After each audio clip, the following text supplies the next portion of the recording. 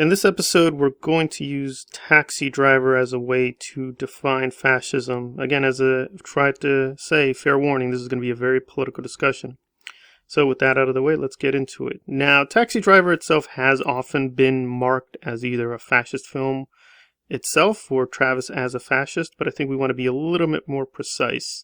And I'm keeping the Paxton definition up for a while. I don't agree with it because it's too focused on the army, party, and these kind of formal political institutions, and that's clearly not what we see in Taxi Driver. We're getting a very psychological, subjective look at how Bickle sees himself and he sees the world, and I do think it's much more powerful than the way Paxton is sort of limiting fascism to it has to be a kind of set of nationalist militants, because we really don't know Bickle's attitude on many things. But so we're going to try to work through it. Okay, first of all, he sees himself as a hero. So he has this mythic image of the hero. A lot of people forget, but he is a Vietnam veteran.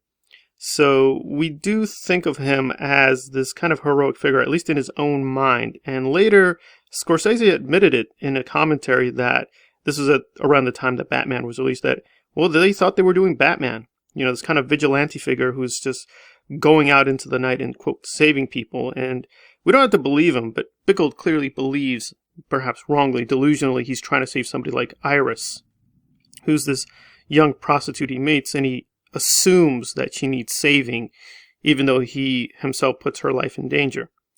Number two is an obsession on purity and impurity, and that's all over Taxi Driver, that we constantly see scenes of the city sort of rotting and decaying, right? It was filmed during a lot of strikes, garbage is piling up everywhere. And if you've seen Joker, it pays homage to that, kind of the city's broken down. It's almost basically collapsed. And he's working through this kind of urban nightmare, this kind of very apocalyptic atmosphere. But it's not just race. A lot of people are just focused that Travis is a racist or he has racial animosity. And there's probably enough evidence for that. And he does often linger on black people, or at least Scorsese does. We often see black people being framed. But there are some particular people he keeps looking at over and over again, and that's, quote, criminals, right? He's always looking at the black pimp or the black criminal. He always sees that as representative of all people, not just blacks. He sort of really always tries to see the worst in people and focuses on that in particular, right? The sexual impurity of the black pimp. And then, of course, he's going to be obsessed with the white pimp who is controlled, that Iris is controlled by, and he's going to have this vengeful vendetta against him at the very end of the film. There's this weird back and forth between purity and impurity because he himself goes to pornography theaters a lot. So he's sort of like this weird mindset of going back and forth between purity and impurity in his mind. Third is glorifying violence, strength, and power, right? The most obvious case here is Rambo as a Vietnam veteran, and Bickle is not as extreme, but it's a very similar continuum of Rambo and these other kind of fantasies that we had about the Vietnam veteran going literally back to Vietnam and just destroying the place, or the Vietnam veteran at home is kind of like cleansing the neighborhood. And he even uses this terminology of cleansing, which again matches Paxton's, that he wants everything to be wiped out. He wants the animals to be killed and destroyed. And in one critical scene with Palpatine, he actually says it. And Palpatine sort of catches his meaning and is sort of shocked that he's really contemplating genocide. But he sort of believes that he can't really be literal, and so he tries to think it's another meaning of, you know, wiping everything out and making everything clean. Another is the victimology narrative that Bickle has in his mind, right? As a veteran and as a man, he always feels like people are attacking him or he's being the victim of something. He always feels like everybody's watching him. He's being monitored all the time. So he has in his mind, he's really responding to a conspiracy that's set against them. And it's very vague. We never know precisely who he thinks is against them, but he definitely always thinks all the time that a massive conspiracy is being arrayed. And of course, in, you know, pure fascist terms, it's often the Jew, you know, the International, the Illuminati who's trying to destroy the country, whether it's, you know, Nazi Germany or America. There's always a bigger conspiracy at work.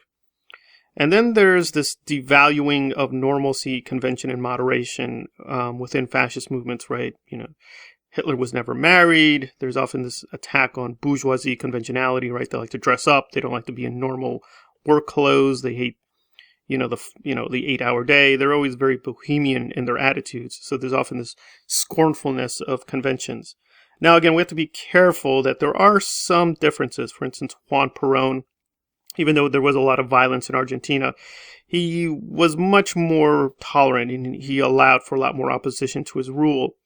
Even Pinochet, again, there's a lot of the revisionism that Pinochet was this very nice, benevolent person. No, there was clearly a lot of terrorism in Chile. There was a huge amount of terrorism, a lot of atrocities. But relative to other fascists, he did allow for some controlled opposition. So fascists usually don't tolerate any opposition, and they do just exterminate their enemies. But the valuing of normalcy in elections and kind of procedure, you have to be careful. There is allowance for some amount of procedure, some amount of formality and convention, but it again depends on the particular movement. And finally, there's the performative or artistic characteristics of fascism, and that's very clear with Bickel. And obviously, if you've seen A Clockwork Orange, that's also very pronounced. There's no doubt that Bickel is always very performative before the camera. He's always putting on the disguise. We never see who he truly is. He's always putting on some kind of persona, whether it's John Wayne or this, imagining of him of this kind of cinematic or theatrical hero. So that's very, very prominent. Again, this is very, very difficult to cut off because obviously if you see somebody like Taylor Swift in concert, she's performing before stage and so on and so forth. Well, how's this different from any fascist parading before stage? Again, I think it's very, very difficult. We do have a lot of evidence, though. George Lincoln Rockwell was an artist early on. Hitler, of course, was obsessed with architecture. If you've seen Der Untergang, we see him and Speer looking at buildings and, philosophizing about how they're creating a new art and things like that. So we do have a lot of actual biographical empirical evidence that fascists tend to come from artistic backgrounds and they look at the world in a very artistic way. But again, it's very hard to find the cutoff mark.